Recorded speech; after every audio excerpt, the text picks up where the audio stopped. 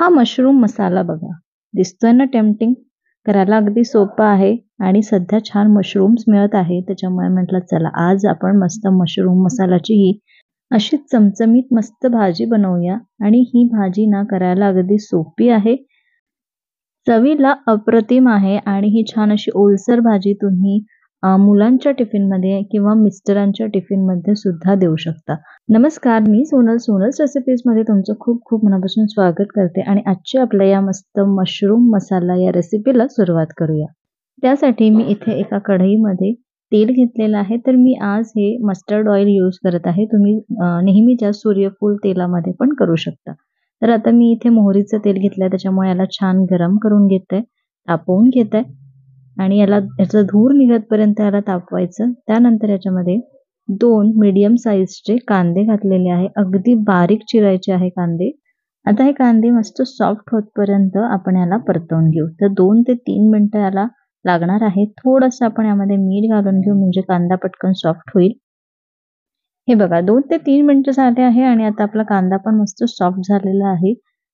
आता आपल्याला याच्यामध्ये टाकायला टोमॅटोची प्युरी तयार करायची आहे. त्यासाठी मी इथे 2 छोटे टोमॅटो असे मोठे चिरून घेतले. त्यानंतर 5-6 काजू आणि खसखस मी भिजत टाकली होती 15-20 मिनिटं. तर ती यामध्ये घातलेली आहे. थोडंसं पाणी घालून घेऊ आणि याची छान पेस्ट तयार करून घेऊ. तर हे बघा छान पेस्ट तयार झाली आहे. त्यानंतर हा जो आपला कांदा आहे त्यामध्ये मी 1 टेबलस्पून इतकं आलं लसूण पेस्ट घातलं. 1 मिनिटं परतवून घेऊ. त्यानंतर जी टोमॅटो प्युरी आपण तयार केली होती ती यामध्ये घालू आणि याला छान तेल सुटतपर्यंत परतवून घेऊ.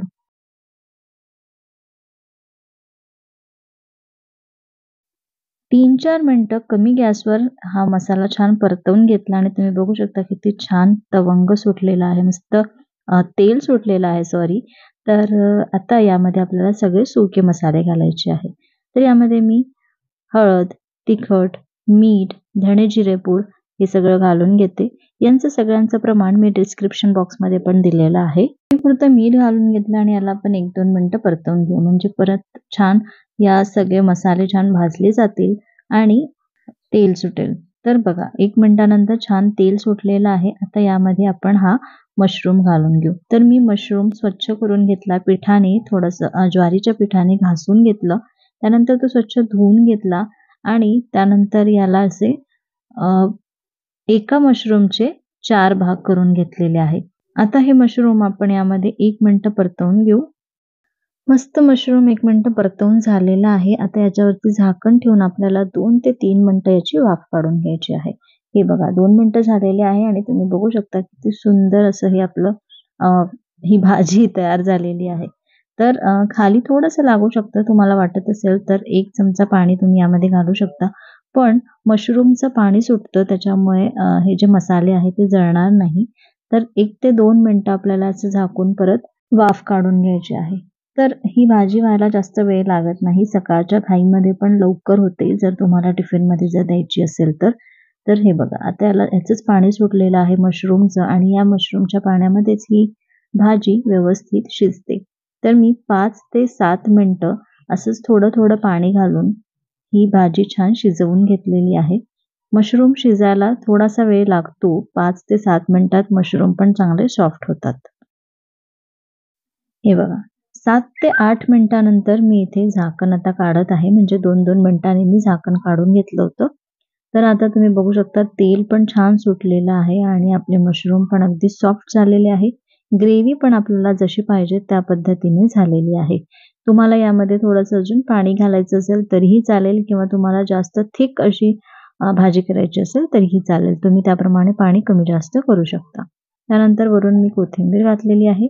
थोडीशी कसुरी मेथी आणि थोडासा गरम मसाला घातला आहे, अगदी पाव चमचा. हे सगळं मिक्स करून घेऊ आणि आपला हा मशरूम मसाला तयार आहे. आता आपण सर्व्ह करू आणि तुम्हाला आवडत असेल तर यामध्ये तुम्ही फ्रेश क्रीम पण घालू शकता किंवा आपल्या दुधावरची साय जी असते ती पण 1 चमचा घालू शकता. तर मी इथे घातलेली नाहीये. चला तर आता ही भाजी सर्व्ह करू. हे बघा आपला हा मशरूम मसाला मस्त रेडी आहे आणि तुम्ही बघू शकता किती सुंदर आणि असं छान टेम्प्टिंग दिसत आहे. छान तर्री पण आलेली आहे, छान तेल सुटलेलं आहे. ही मशरूम मसाल्याची भाजी तुम्ही मस्त पराठ्यासोबत, नानसोबत फुलक्यांसोबत पण खाऊ शकता किंवा तुम्ही मस्त जीरा राईस सोबत पण याला एन्जॉय करू शकता. तर एकदा नक्की करून बघा. मशरूम्स मस्त मिळत आहे बाजारात आणि एकदा तरी माझ्या या पद्धतीने नक्की करून बघा आणि मला कमेंट करून सांगा कशी झाली. ही रेसिपी आवडली असेल, हा व्हिडिओ आवडला असेल तर एक लाईक नक्की करा, जास्तीत जास्त शेअर करा आणि अजूनपर्यंत चॅनलला सबस्क्राईब केलं नसेल तर नक्की सबस्क्राईब करा. पुन्हा भेटू अशाच एका मस्त रेसिपीसोबत. तोपर्यंत धन्यवाद.